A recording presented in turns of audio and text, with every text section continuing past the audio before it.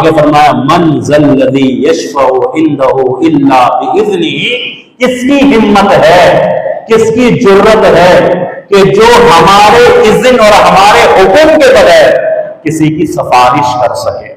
کہنے والے کہتے ہیں نا کہ حضرت جی ہماری سفارش کر لیں گے، وہ ہمیں اللہ سے چھڑا کر جنت میں لے جائیں گے، نیک اعمال کا کیا فائدہ، نیکیاں کرنے کا کیا فائدہ، ہمارے تو فلاں پیر ہیں فلاں صاحب ہیں وہ ہمیں بخشوا کے لے جائیں گے۔ ملک الموت کے بارے میں لکھا کہ وہ روحوں کو قبض کر کے تھیلے میں لے کر جا رہا ہے ملک الموت۔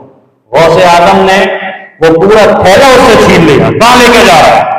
یہ ساری روحوں کو جو تو تھیلے میں بند کر کے لے کے جا رہا ہے، یہ کہاں لے کے جا رہا ہے؟ اللہ اکبر!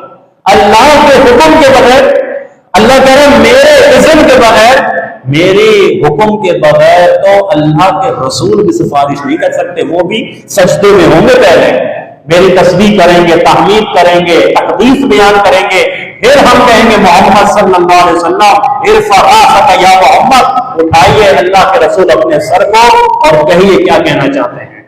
پھر اجازت ملے گی، روزہ سفارش کرے گا، قرآن سفارش کرے گا، اللہ کے رسول سفارش کریں گے، سفارشیں ہوں گی، حافظ قرآن بھی سفارش کرے گا، لیکن یہ ساری سفارشیں باذن اللہ، اللہ کے حکم سے ہوں گی۔